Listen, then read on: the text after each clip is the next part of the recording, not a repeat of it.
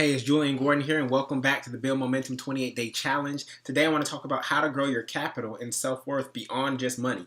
Money isn't the only form of capital. There's actually some ingredients that you need in order to grow your financial capital, and I want to show you how that actually works. And so you'll see a particular page in your New Year guide that looks like this, and it breaks down personal capital, intellectual capital, social capital, and financial capital. So that'll give you some details whether you're at work or whether you are in grad school or in undergrad.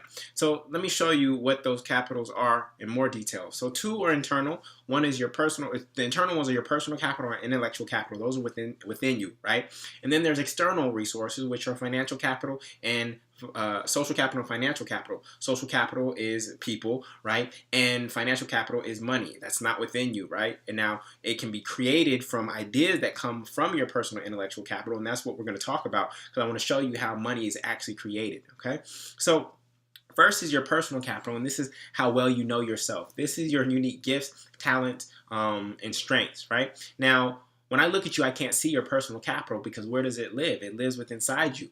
And so whenever somebody says, wow, how'd you do that? Or that looked like it was so easy for you. I can never do that. When you hear those kind of things from other people, that's actually a sign that you have personal capital in that area. What is it that your friends come to you for? What is it that your business colleagues come to you for? It could be your listening. It could be your creativity. It could be your problem-solving ability. It could be your organization. These are your personal capital. And oftentimes our personal capital is very hard to see because it comes so naturally to us that we take it for granted. We think everybody in the world can do what we do, and that's not the case. So that's why you have to listen out for other people saying, wow, how'd you do that? I could never do that, because that's a signal that you actually have personal capital in some particular area. The next one is your intellectual capital. Your intellectual capital is what you know. Now, this is your domain expertise in one or two subjects or fields. Your domain expertise in one or two subjects or fields. So imagine a skill is the process. A skill is being able to move an individual, organization, or item from some sort of point A to some sort of point B faster, safer, and easier than they could on their own, and be able to replicate that process, right? So a baseball player, your Major League Baseball player, they can hit a 90-mile-per-hour fastball more consistently than you and I can. That's why it is a skill for them, and they're able to get paid for that skill. Subject mastery is being able to shift somebody's understanding from some sort of point A to some sort of point B, right? And so if you had to go do a TED Talk and it was not just 15 minutes, but it was actually a 2-hour or a full day TED Talk, what kind of intellectual capital do you have where you could speak about something powerfully for a couple of hours? And actually, it didn't matter who was in the room, that you would actually have command over the content. So there's skill mastery and there's subject mastery. And a lot of people have gone to school, got educated, got tons of degrees, but they really have no intellectual capital. Because if you ask them what skill would you sell or what subject mastery would you sell in the marketplace if the economy went to all freelance, they wouldn't know what they were selling except I'm a hard worker and I have these degrees. So we actually have to get clear on the language around our intellectual capital, okay? Next is your social capital. This is who you know and who knows you. This is your networks up, down, across, and out. This is mentors, professors, community leaders, business leaders, organizations that you grew up as a member of, and their executive directors. It includes your friends, your colleagues. It includes people from school, from the various schools that you may have gone to. It includes your neighbors, right? Your social capital can come from anywhere if you don't limit it. Oftentimes, we limit our social capital based on who we think people are.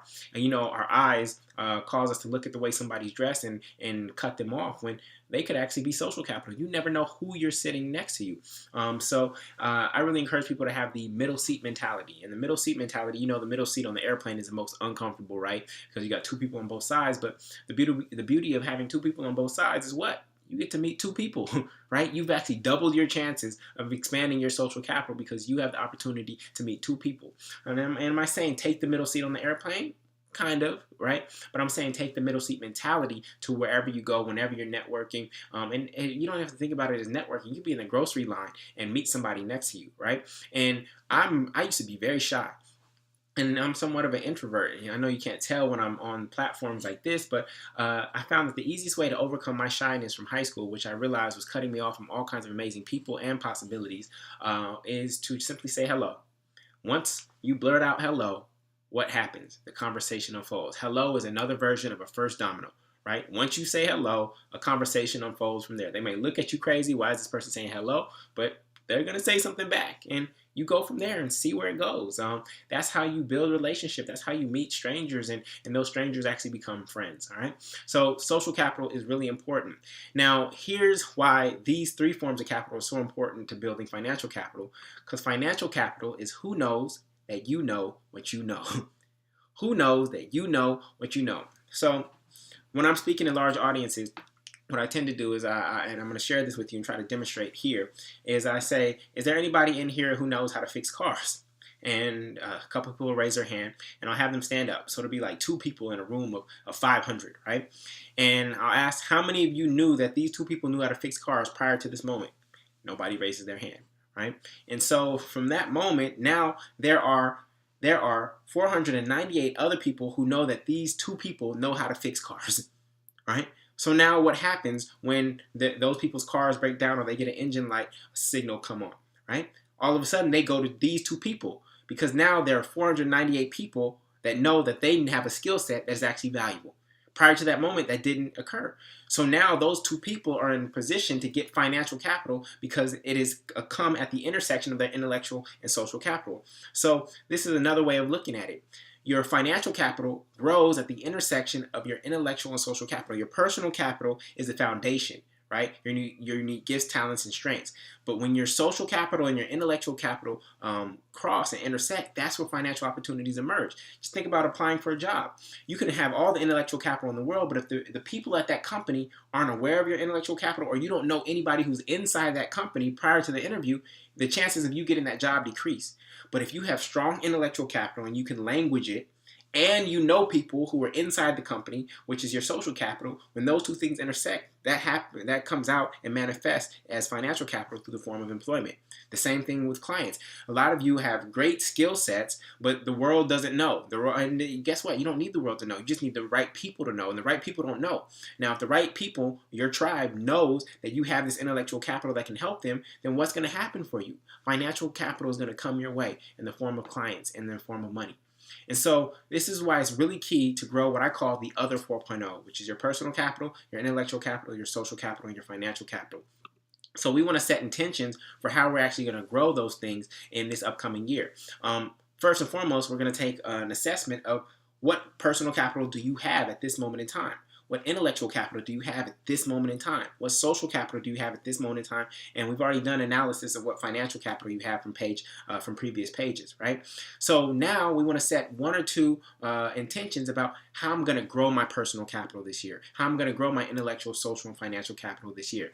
So for example, in terms of my personal capital, I am going to continue to exercise my unique abilities, which I learned from Strategic Coach, which is a mastermind that I'm a part of, and to create transformational experiences that help people know their value and their values. Okay. Then intellectual capital. How am I going to grow that? I'm going to create weekly content to sharpen my thought on life, career, and manifestation, because teaching is the best way of learning. I'm going to read 30 minutes a day or watch something educational to strengthen my skill and subject mastery. And I'm going to seek master teachers in areas that I want to grow in.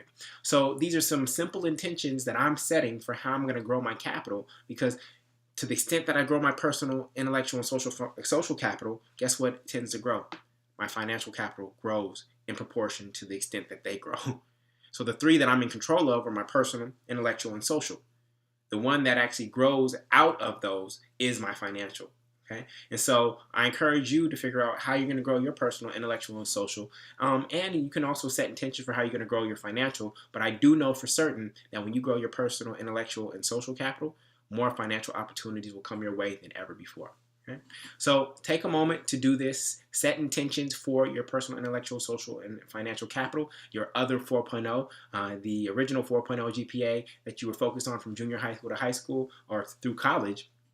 It won't matter if the age is 25. Nobody will care what it was. I know the valedictorian from my high school, and she's doing okay, right? Her GPA didn't have any reflection of that she was going to be more successful than any of us, right? This is the other 4.0 that really matters in your life, and that will carry you all the way through life. So take it seriously and take a moment to complete this worksheet. Cool? Peace.